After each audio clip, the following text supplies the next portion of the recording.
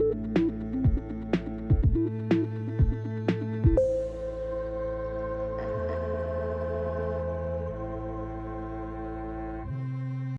guys, welcome back to Release the Craftin. Priscilla here for another episode of Storycraft. You're excited? I'm excited. I am going to tell you guys today, the words are really hard. I'm going to tell you guys the tale of, the story of Pretty Goldilocks. And this is a French tale brought to us by Madame d'Aulnoy, who was a famous fairy tale author from she was born in 1650, but from like 1650 to 1718, I want to say she lived somewhere in there. But she wrote a bunch of French fairy tales, and yeah, I'm going to share one. Some of them are versions of stories that you know, like Sleeping Beauty. She wrote one of those. I believe she also did a Beauty and the Beast, if I remember correctly. But she wrote a bunch of them, and a lot of them have become the fairy tales that we know today, or were fairy tales that were picked up by men later on and then rewritten. But she was kind of the pioneer in this field at the time. Not like the first person to tell a fairy tale, but like the first person to really make a big deal out of it at the time. So I'm excited to share her story. And like I said, this is the story of Pretty Goldilocks, but not the Goldilocks that you're familiar with. Nay, different Goldilocks. And we're just going to jump right into it. But because I keep doing this, before we jump into it, check out my Patreon and my Etsy and all the things. They're linked in the description box below. Check those out. If you haven't already, like and subscribe. It helps my channel grow. I would love to grow. So, help. And let's go. Let's get cracking. So this story takes place like all the best stories do in the way long ago. There was a princess who was not just the prettiest of princesses in her kingdom. No. She was the prettiest princess in the entire world. And in fact, in the story, she's described as the prettiest creature in the world, which means that there is no animal prettier than her. There is no beast. There is nothing else prettier than Pretty Goldilocks. And why is she Goldilocks, you might ask? Because she had hair that was like the finest gold, and it was wavy and luscious and thick and beautiful and nearly hit the floor. It was so long. So she had these long, beautiful golden locks. So everybody called her Princess Goldilocks, and she apparently was fine with that. She also dressed like the prettiest of princesses in big gowns and fine silks, and they were embroidered, and they had diamonds and pearls and all sorts of things stitched into it. She wore flowers in her hair, and she was also really, really nice. Her people really liked her. So on top of being the prettiest creature in the world, she was also very, very nice, which is a positive thing, because usually they become toads after a certain point. Internally, but no, Pretty Goldilocks was glorious, and people talked about her all the time because she's so beautiful and so sweet and kind and whatever, right?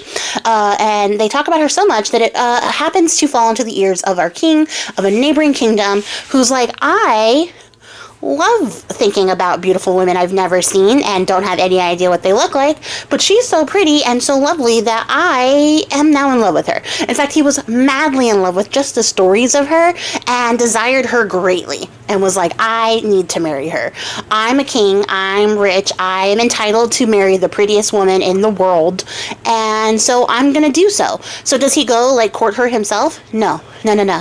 He sends an ambassador with a bunch of jewels and fine silks and a whole retinue and like a bunch of pearls and diamonds, jewelry, all sorts of things. He sends this huge caravan of goods that nobody robs for some reason to Pretty Goldilocks, and when the ambassador presents it, she's like, pass.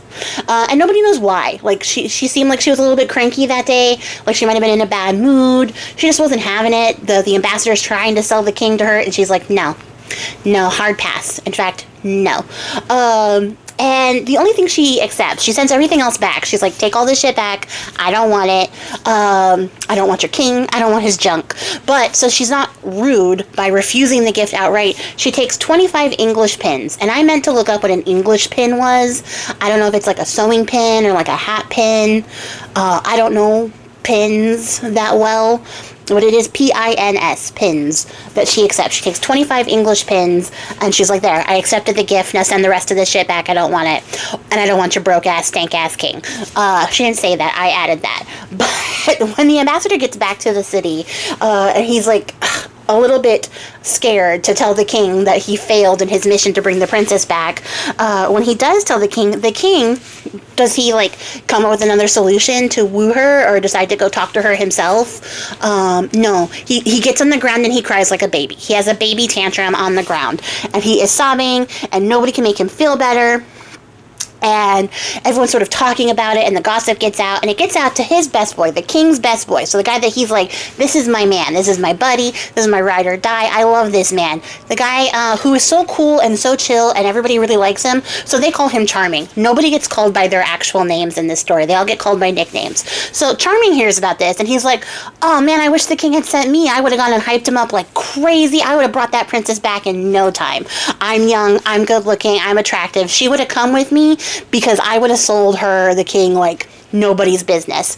And the problem with being young, good looking, and attractive, and also having like the favor of the king, is that there's a bunch of people who are like, we hate that guy. So they go to the king and they're like, oh, dog, Charming was talking mad shit about you. He was like, your ambassador sucks. I could have brought the princess back because I'm good looking, and she would have fallen in love with me, and then she would have come with me, and I would have brought her back to the king and been like, look, this is my girl now. And they just start talking mad shit, like, about Charming to the king. And the king, who is a big baby man, as we have established, hears all this, and he's like, well, that's my guy. That's my bro. Why would he say those things about me? Why would he act like he's better than me? If he thinks he's so much better than me, arrest him and send him to jail. So that's what they do. They go pick up Charming with no due process, and they throw him into jail, and they don't even feed him. So he's in, like, prison, wasting away. All he has is, like, gross, drippy water from the walls to, like, drink, and he is like, I don't understand why this is happening to me. I love my king. I'm so loyal to the king. Why would they arrest me? So he's in this jail cell bemoaning his bad luck, and the king ends up hearing it. He comes across it as he's like doing his rounds, doing his kingly business, and the guys who were like the ones who talked mad shit in the first place are like, no, don't listen to him, dog. Like, come with us. And the king's like, wait, shut up. Everyone shut up. I want to hear what he has to say. So he goes up to Charming, and Charming's like, oh my god, my king, it's you. What have I done to do this cruel treatment? And the king's like, you were talking shit about me. You talked about me and my ambassador, and said that you would have brought her back, for you. And he's like, no, I never said that. Like, I never would say that, dog. I was going to bring her back for you. And if I had gone, I absolutely would have painted the best picture of you. I would have hyped you up so much that she would be like down bad for you from day one. I would have done that for you because I love you. Like, you're my bro. And then the king is like, you're my bro too. Like, we're both bros. I don't even know why we're doing this. So he lets Charming out. He's like, I don't even understand how this happened. Because God forbid you take any accountability for listening to the gossip of other people. But he takes Charming, he brings him back to the palace, and he's like, here, have some food, rest up, eat. And then he's like, so, you know that I'm in love with Pretty Goldilocks, right? I love her more than, like, any man has ever loved a woman, ever. And her refusal, like, it really hurt my feelings. And, like, I'm being vulnerable with you, dog, like, I just don't know how I can live without her, and I would really, really appreciate it if you could, like, make good on your word and bring her back to me. Like, if you could just do that for me, like, do me a solid. And then Charming's like, yeah, no problem. Like, now that I'm eating and I'm fed and I'm not in prison anymore from the wrongful allegations that you just let people levy against me, I am totally down to go bring this princess back for you. And then the king's like, great, fantastic. I'm gonna get a whole crowd together. We'll send you with the best entourage. And then Charming's like, no. I'm gonna go myself. I'm gonna get a horse. I'm going to ride it out there tomorrow. I'll be on my way, because he's trying to get as far away from this king as possible. Like, I 100% guarantee that's his motivation. So the king is, like, super impressed, because he's like, oh, man, like, Charming, that's my boy. He's going to do this for me, and he's so eager to do this for me that he's going to get up, like, early in the morning and go by himself. He's not even going to wait for an entourage to get assembled. So, in the morning, Charming gets up, he gets a horse, the king gives him a pack of letters, he's like, please give Goldilocks all my letters. Charming is like, yeah, totally, there's nothing women love more than creepy letters from their stalker. Yeah, I'm gonna give that to her for sure. He pops those in the saddlebag, he gets on the horse, and he starts to ride off. And as he's writing, he stops to journal in his little book about all the good, positive things that he can think of and sees on his travel. That doesn't become relevant again in the story, but it is in the story, and I just think it's a really cute little detail about our boy Charming, who likes to keep all of his good, positive memories in his little positive vibes journal. But what he does is every time he gets off the horse to write in his journal and write down his good memory, he practices this huge speech that he has for the princess that he's going to use to sell the king to her. So he practices every time he gets down. So every time he has a good thought, he jumps down, he writes it down, and then he's like, let me just tell you how I'm going to sell my boy to this princess. He does it over and over and over again on his journey. So one day, as he's writing, he gets struck with another swell of gratitude. So he writes down in his gratitude journal, right? And then he hears this sound and he's like, what a weird noise. When he looks over, he sees a gold carp that is lying on a rock, and it's flopping about, it's breathing its last breath, and he's like, well, I could eat this carp. It does look pretty dang delicious, but I'm in a good mood right now. The vibes are high. I don't want to bring it down by just killing this helpless creature. So he goes and he takes the carp and he tosses it back in the water. And the carp happens to be Dame Carp. She comes back up and she's like, oh my god, thank you so much for saving my life. Since you did me a favor, one day I'll repay you. And she swims off into the water and he doesn't see her. He's like, oh, okay, wow, that was such a nice experience. He also journaled about that.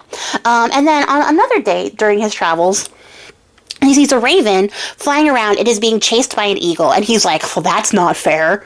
So he takes his bow and arrow and he shoots the eagle out of the sky because we're going to save one bird by killing another bird.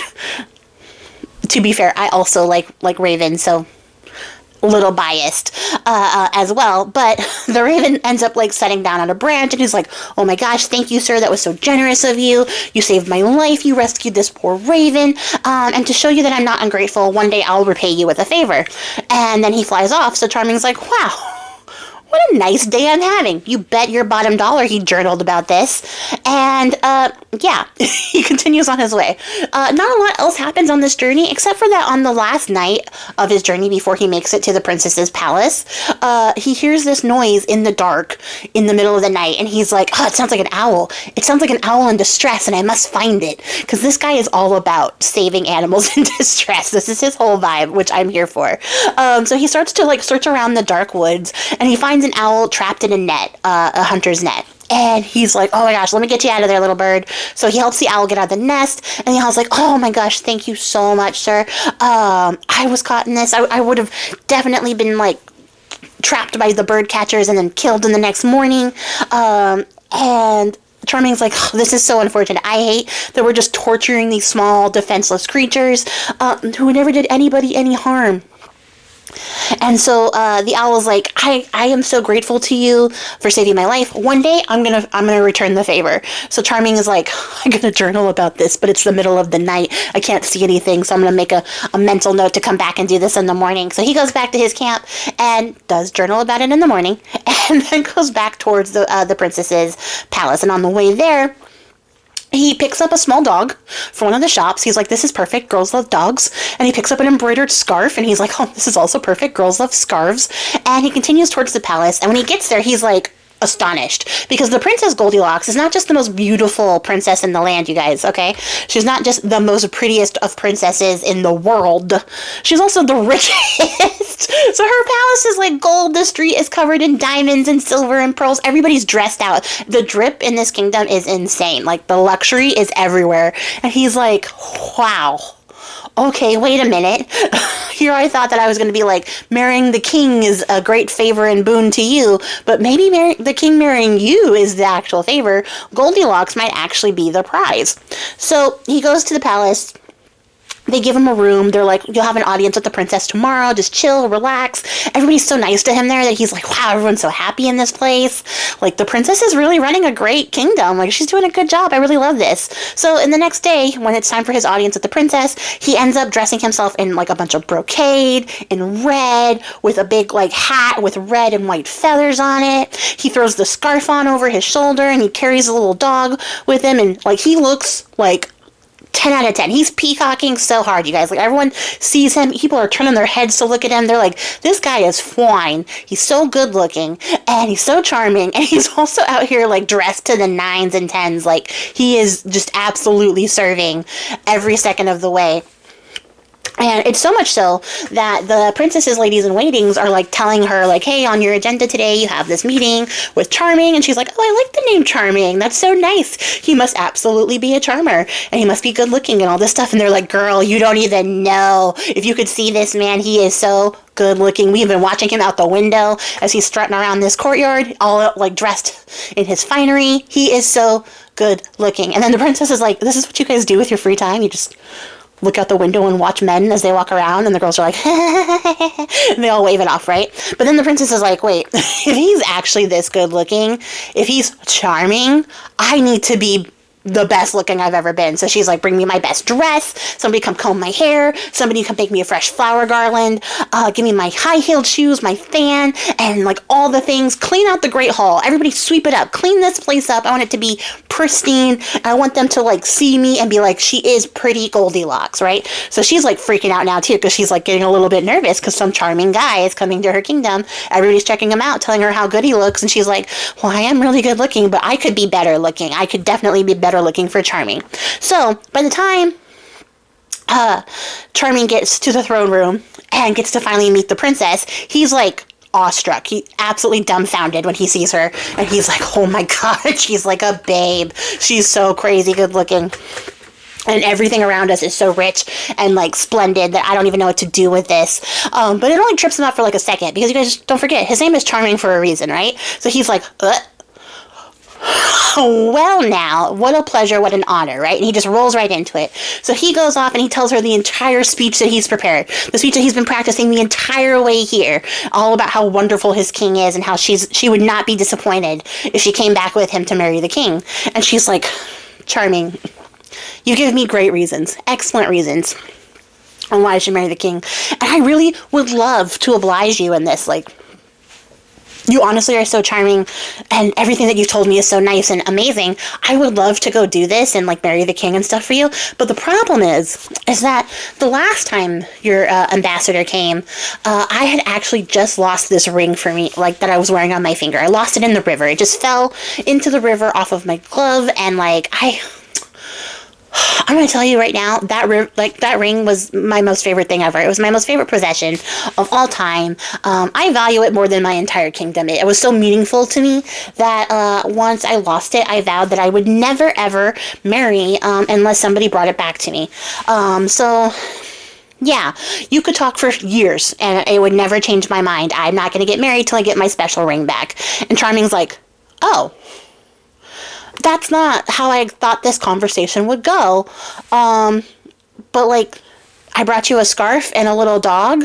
And she's like, yeah, I don't really want those either. I don't actually need things because I'm so rich.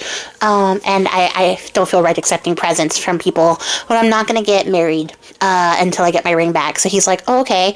So he goes back to his room, and he's so upset by this, like, revelation, this impossible task that she's given him, that he looks to the dog, who he's decided to name Frisk. And he's like, Frisk, I don't know what I'm going to do. I don't have no appetite. I'm just going to go to bed. And Frisk, who's a good dog, right, is like, Master, if you're upset, I'm upset. I'm also going to bed with no food. So dramatically, they lay down together and spend the whole night sighing and lamenting their bad fortune. And then Charming, that's a slip up. So Charming is like, I don't know how I'm supposed to find a ring that fell into a river a whole month ago. And then Frisk is like, hey, you never know, like, we'll just go look and see what happens. Like, you're lucky. Your good luck might still be carrying over if we go back and check it out. Like, nothing's gonna hurt if we go back and look. And Charming's like, okay, whatever. And he gives him a couple of pats, and they go to bed, right? In the morning, and this is my favorite part of the story, because it literally says this.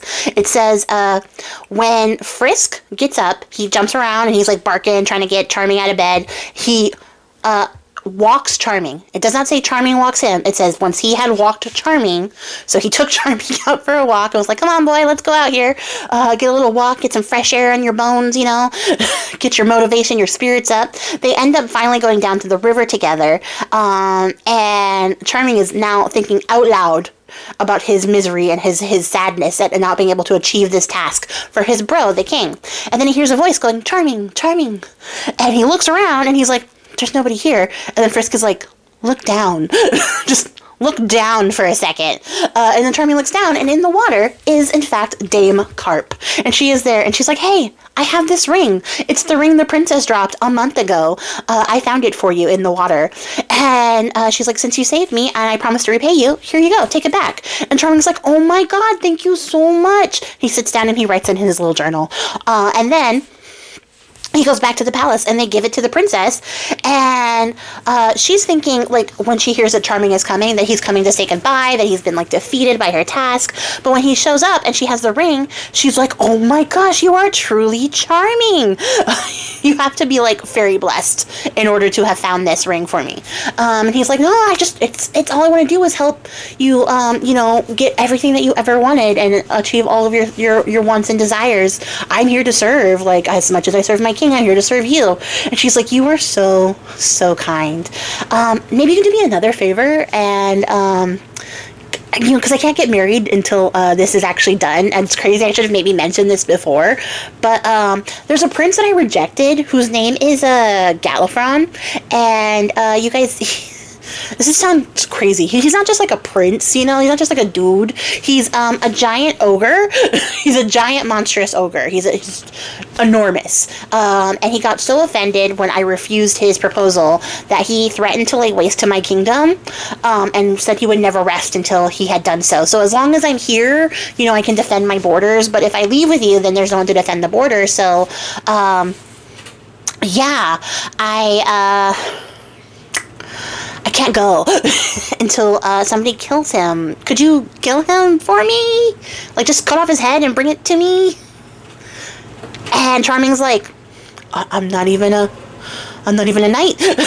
I'm not even a soldier, but if this is what you want, I guess, yeah, I have no choice but to do it, even though it's going to kill me. I'll die in your honor, defending you. And then the princess is like, oh shit, I didn't even consider that you might die. No, don't go do it. Don't, come back. Don't go do it. And Charming's like, no, I'm already out the door going to go do this task for you. This impossible task that you have set for me, even though you gave me one impossible task already, and I did it, and then you just came up with another one out of nowhere. I would love to go die for you. I'm too busy dying for you. Goodbye. So then the princess is like, oh my god, what have I done? And she's like lamenting her bad luck because now she's just sent this beautiful man off to go die, and she's like, oh, heck. But then Charming goes off into the woods, he gets a sword, he brings Frisk, and Frisk is like, look, I'm gonna help you, master. We're gonna get him together. Don't even worry about fighting a giant. You distract him by waving your sword around, and then I'm gonna go bite his heels. I'm gonna bite him in the heels because I'm a little tiny dog. And when he looks down, that's when you strike. That's when you kill him. We're gonna get him together, master. Like, Frisk is so excited to be so helpful in this. And Charming's like, yeah, I love that you're coming up with this little plan. You're doing the best. You're doing the most. You're doing the greatest. We're gonna die. We're gonna die. And as he starts walking towards Gallifron's kingdom, he sees that the street is lined in the bones of his enemies, and he's like, oh my god, we're gonna die. And then he sees over the top of the trees this head, right? And it is Gallifron's head, and Gallifron is walking, and he's singing in this deep booming voice. I'm not gonna sing in a deep booming voice, guys, I don't have one. But he says, bring out your little boys and girls, pray do not stay to do their curls, for I shall eat so very many, I shall not know if they have had any. I don't know what that means. But then Charming is like, oh, we're having a rap battle. Okay. Come out and meet the valiant Charming, who finds you not at all alarming, and although he is not very tall, he's big enough to make you fall. Which I think is better bars than Gallifron had going, but Charming is like, oh man, that was weak. I didn't have time to come up with a good rhyme. And so Gallifron is like, what'd you say to me? Are we throwing down? Is that what's happening? So Gallifron starts walking towards him, knocking all the trees down. He's like, I'm gonna get this little punk, right?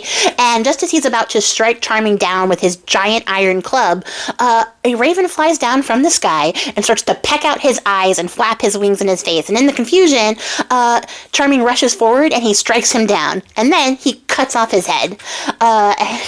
He's like, okay, great, I have this giant head to drag back to the princess's kingdom.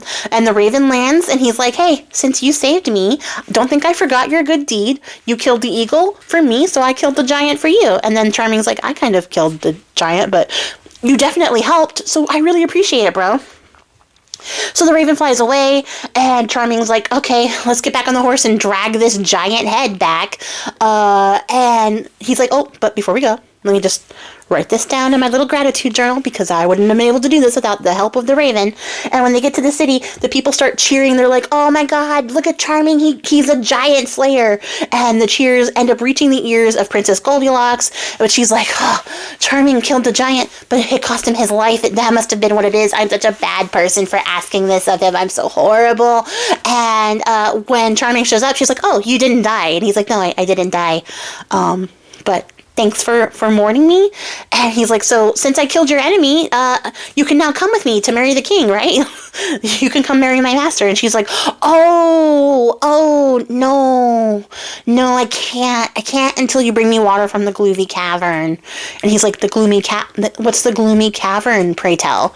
And she's like, yeah, actually, I should have mentioned this before. I can't get married until I get this water, because it's really meaningful to me. You see, not far from here. It's not far at all, so don't even worry about that. There's a really deep cave, which is guarded by 2 dragons with fiery eyes. They don't let anybody pass. Everyone who tries to pass dies. But once you get past them, and possibly I know how this works. Once you get past them, there's a giant hole. You have to go down the giant hole. The hole is full of toads and snakes.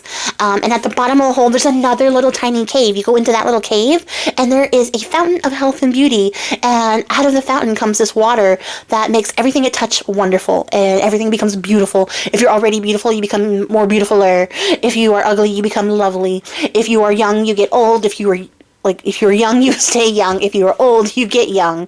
And she's like, so, yeah, I can't leave without taking some of it with me. It's a piece of my kingdom, and it's really, really sentimental to me. And Charming's like, Princess, you don't even need this water. You're the most beautiful creature in the world. And she's like, yeah, but I need it, though.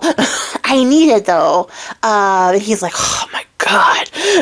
Okay, I'm going to go to the gloomy cavern for the thing you definitely don't need that's going to kill me, because everything you keep coming up with is progressively more, dangerous than the last task. Great, yeah. And she's like, oh, this is such a shame. I hate having to send this young man to his death. Even if he went with, 100 people, he's going to die. And she's like, well, wait, come back, Charming. And he's like, no, I'm already leaving. I'm already gone. I'm taking my little dog, and we're gonna go get you some fucking water. So, Charming gets to the cave. He's out here in the woods. He's looking at it. He sees the 2 dragons with their fiery eyes in the cave, and he's like, I don't even know how to get there. And he looks at Frisk, and he's like, Frisk, what do you think? And Frisk is like, I don't know. I'm gonna go chase a bug.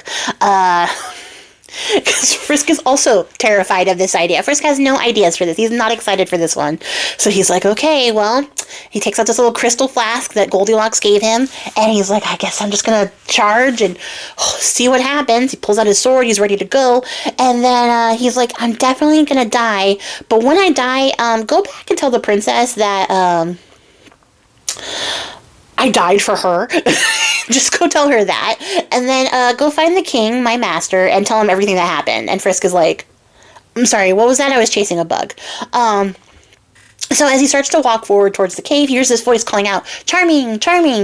And when he turns around, he sees that there's an owl sitting there in the dark woods, and it's the owl that he saved. And she's like, hey, since you saved me, I can repay you, because I actually know how to get to the fountain. I know all the ways of the gloomy cavern. I know all the things in the night. I am an owl. So she's like, hey, give me that little flask. So he hands her the little flask. She takes it in her little talons, and she flies into the cave. The dragons don't even notice her. They don't even care about a bird. So they're like, all right. So they chill. She flies into the cave. She comes out a couple minutes later with the flask filled to the very top with sparkling, beautiful water. And Charming is like, oh my God, you saved my life. I appreciate you so much. And she's like, I appreciate you. And they're so grateful to each other. They have a big appreciation circle. He journals about it. And then he goes back to the palace, and he's like, here you go. Here's your flask of stupid water that you didn't need. And she's like, oh, well, I guess I don't have anything else to say or send you to do, so yeah, I'm down. Let's go to your kingdom, and I'll marry your king. So she makes all the preparations, and the princess and Charming travel out together with her little entourage, her little retinue, and while they're traveling, she's like, man, Charming is such a fun guy to hang out with. Like, they're getting along. They're chatting. They're having a good time. They're having a great travel. They're good road trip companions. And she's like, why didn't we just stay in my kingdom? I could have made you a king and you would have been so happy. And Charming's like, that's not what a good bro would do. Like, no, I've done all of this for my master, for the king. I would not just, like, marry you and betray him. Although I do think that you're really beautiful, like, probably prettier than the sun and the moon and the stars. And I would absolutely love to be your husband. But no, I did all of this for my king. So, like, I have to be a good bro. Like, bro first.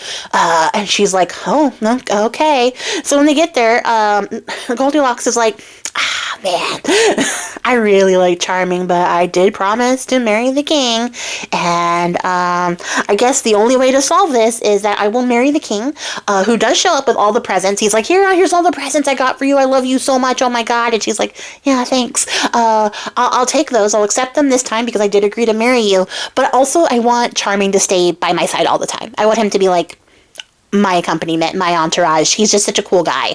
I want him around. And the king's like, you want Charming to hang out with you all the time, but I'm your husband? That doesn't sit right. And she's like, well, I have to, because I wouldn't even be here if it wasn't for Charming, because I wouldn't have got my ring back. I wouldn't have gotten this water from the gloomy cavern that makes everything beautiful and young again, and I got it. He brought it to me so that I can stay getting prettier and never growing older as long as I'm with you. Every year I'm going to get prettier and prettier and never age. And so he's like, oh, yeah, I guess that's a bonus too.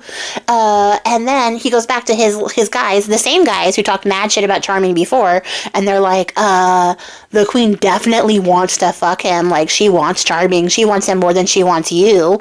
And the king's like, you know what? I think that's right. You're right. Chain him up, hand and foot, throw him in the tower. So they arrest Charming again, with no due process, no trial, toss him in the tower. This time they do bring him bread and a pitcher of water, so he does have something to eat and drink at least. But otherwise, they tossed him in there, and when Goldilocks hears about what happens, she throws herself down at the king's feet and starts sobbing. The most beautiful woman in the world is now sobbing at the king's feet, which only pisses him off more. And he's like, no, I'm not doing it. So she's like, okay, forget you then. So she storms off. And the king's like, oh man, now I've made the most beautiful woman in the world angry with me. I don't know what to do. But I do know that she has the water from the Fountain of Beauty in her room, so maybe if I put some of that on my face, I'll be as attractive as Charming is, and she'll like me then, because the king thinks this is entirely superficial, this relationship. So he goes into her room, and he splashes the water on his face, and then he falls down dead, in a dead sleep. And turns out, you guys, that within a day of being in this palace and setting up all of her lovely things, one of the maids came in, and she started chasing a spider around the room, and she knocked over the flask of water from the Fountain of Beauty, and she panicked, and instead of just confessing to what she did, she goes into the king's chambers, because he has a bottle of crystal that's really, really similar to the one that Goldilocks has, and she puts it in the place that Goldilocks had the water from the Fountain of Beauty, except that this water in this flask was poison. The king had a bunch of poisons in his room because he's a shit person. He ends up breaking into his wife's room, stealing her beauty supplies, and poisons himself to death with it. So, while everybody's in a panic, Frisk, who is just running around freely at this point because Charming has been locked up, he doesn't know what else to do, Frisk goes up to tell Charming everything that happened. So he's like, oh my god, you'll never believe it, master. The king killed himself accidentally with poison that was from his own room, but it was in his wife's room, and you never understand. It was so crazy. And then Charming is like trying to follow the whole story that his dog is telling him, and he's like, wait. Before you say anything else, go downstairs and tell Goldilocks not to forget about me up here. And Frisk is like, yeah, totally. So he runs down there, and Goldilocks is like trying to manage the kingdom, because now she has 2 kingdoms to manage, because she's just the queen overall. And she's like, okay, like, let me just get a handle on this. And she hears a little barking at her feet, and she looks down, and it's Frisk. And she's like, oh my god, Frisk, here you are. What are you doing? What's up, guy? And Frisk is like, don't forget about poor Charming.